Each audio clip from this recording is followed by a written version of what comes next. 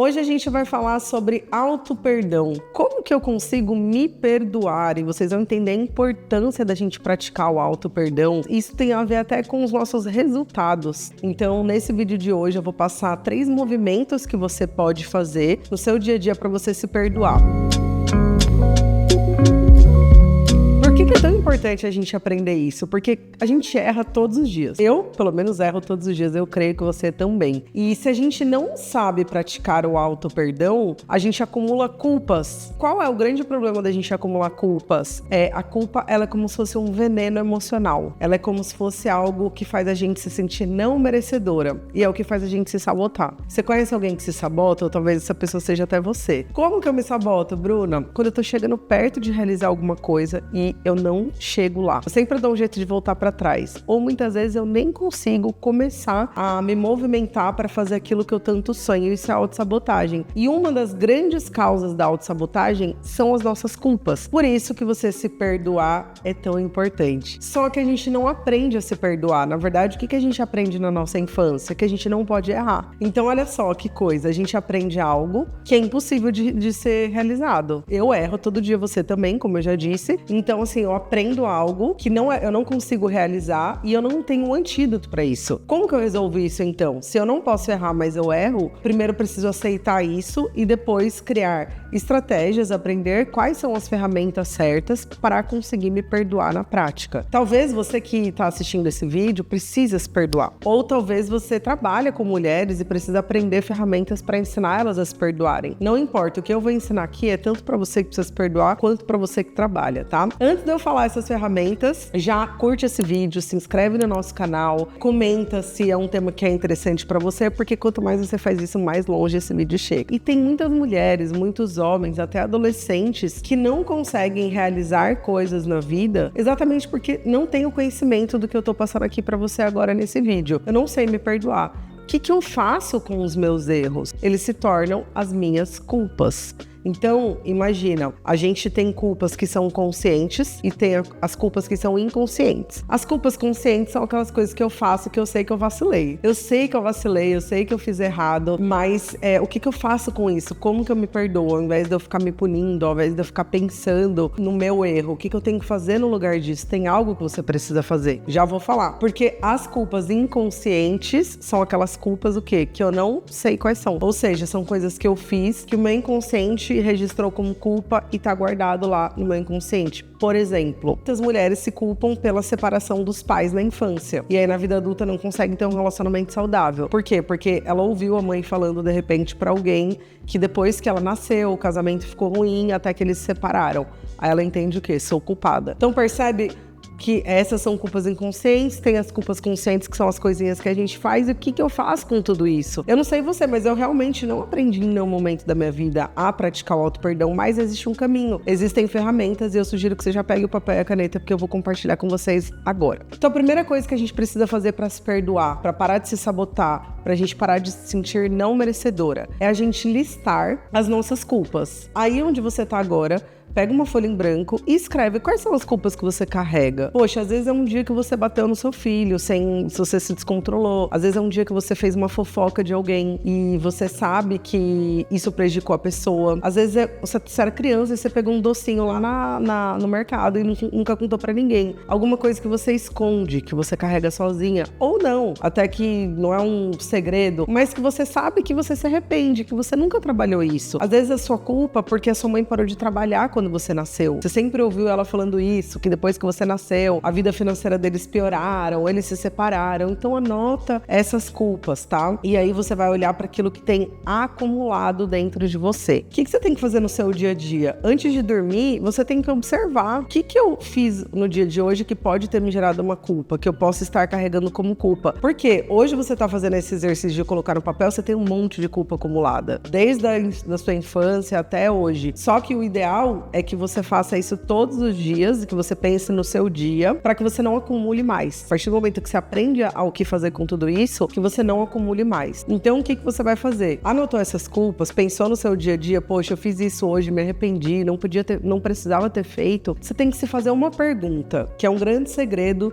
pra gente se perdoar. E é uma pergunta que a gente aprende com as crianças. As mães ficam até meio bravas e pais quando ouve a criança falando, mas gente, é a coisa mais verdadeira do mundo. Quando uma criança toma uma bronca, o que ela fala? Ai, mas eu não fiz de propósito. E de fato, ninguém erra de propósito. Você não erra de propósito, eu não erro de propósito. Porque se fosse de propósito, não seria um erro, seria um acerto. Então você vai olhar pro seu erro, para aquilo que você fez, e você vai se perguntar para cada uma dessas culpas: eu fiz de propósito? Eu tive a intenção de errar? Eu tive a intenção de machucar? Você vai ver que a resposta é não. Sempre vai ser não. Se for sim, comemora, que deu certo. E se você falar assim, mas Bruna, eu realmente, assim, eu falei mal de uma pessoa, eu prejudiquei ela de propósito porque eu tava com raiva. Mesmo nesse caso, não foi de propósito. Por quê? Porque você tava ferida. E o que te moveu foi a sua dor. O que te moveu foi a sua ferida. Então, pessoas feridas ferem. Pessoas curadas curam. E tá aí a importância de você se curar, né? De você se perdoar, de você entender que você não erra de propósito, que você tá o tempo todo tentando fazer o seu melhor. Só que nem sempre você vai conseguir fazer o seu melhor. E tá tudo bem. Anota essas culpas e se pergunta: eu fiz de propósito? Não. Então, ok.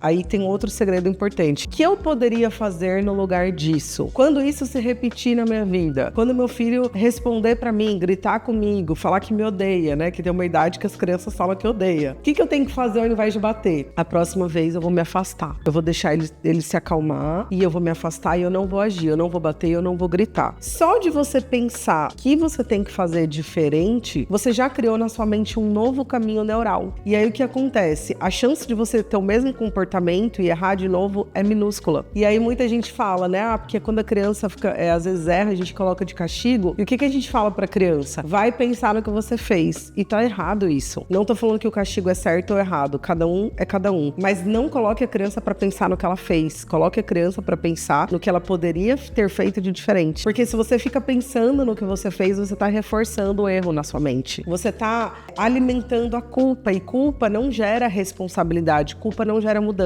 Culpa gera punição, culpa gera autossabotagem. O que gera mudança é você pensar, ok, o que eu poderia ter feito de diferente? Você já criou um novo caminho neural na sua mente. Isso é neurociência, né? Não sou eu que tô dizendo, a ciência comprova que só o fato de você pensar numa situação, só o fato de você imaginar, você já construiu esse caminho neural. Então você sai do caminho neural do erro e constrói um caminho neural do quê? Do comportamento ideal. Olha só, neurociência explicando o auto-perdão. É muito profundo, né? Só que a gente não aprende a fazer isso, mas você tá aprendendo agora. Então pratica, ensina seus clientes, seus pacientes, se você trabalha com mulheres, a praticar isso também. E por fim, para você conseguir se perdoar, é um movimento que eu falo que é um movimento muito grande de cura, que é você descer do altar. O que é descer do altar? É você parar de querer ser Deus, de querer ser perfeita, de querer não errar. Porque muitas vezes, na ânsia de não errar, na ânsia de ser perfeita, na ânsia de agradar todo mundo, a gente acaba se cobrando num nível muito hard, num nível muito absurdo. E aí, quando a gente erra, a gente não sabe lidar com aquilo. A gente fica tão frustrada, a gente se cobra tanto, né? A gente se rejeita, a gente se desaprova tanto que a gente, às vezes, não consegue superar aquilo, superar aquele erro. A gente não consegue se perdoar pelo simples fato de que a gente tá em cima do altar. A gente tá querendo ser perfeito. E isso é normal, tá? Todo mundo quer, porque, de fato, ninguém gosta de errar. Eu não acordo um belo dia e falo, hoje é dia de cometer erros. Vamos errar, hoje é dia de errar. Não, ninguém acorda falando isso. Então, é sem querer, não é de propósito, não é intencional, mas o fato é, vamos errar. Então, a gente tem que aceitar isso e parar de lutar. Então, descer do altar, entender que você vai errar, aceitar isso, que você nada mais é do que você se humanizar, né, e se desendeusar, descer desse altar, é um passo muito importante para você conseguir se perdoar. Porque se você se coloca nesse lugar que você tem que ser perfeito, então você não admite erro. E aí, quando você erra, você é dura demais com você e você não consegue praticar o auto-perdão, não consegue olhar pra você com autocompaixão e dizer, poxa, eu fiz o meu melhor, eu não tive a intenção de errar, eu posso fazer diferente da próxima vez. E ao invés de fazer isso, não, você fica na culpa e remoendo a culpa. Então, eu tenho certeza que se você praticar o que eu ensinei aqui nesse vídeo, vai te ajudar muito a não acumular culpas, a melhorar a sua autoestima. Por quê? Porque a pessoa que se culpa, que não se sente merecedora, isso abala profundamente a autoestima e a autoconfiança dela, ela não se sente capaz, faz, ela não vê valor nela, porque no fundo, ela é uma pessoa que se condena o tempo todo. Então faça esse exercício. Se fez sentido pra você, me conta aqui nos comentários. Lembra de compartilhar esse vídeo com alguém que você ama, com alguém que precisa dele, de curtir o canal e se inscrever no canal, tá bom? Então é isso, até o próximo vídeo. Beijos e fiquem com Deus.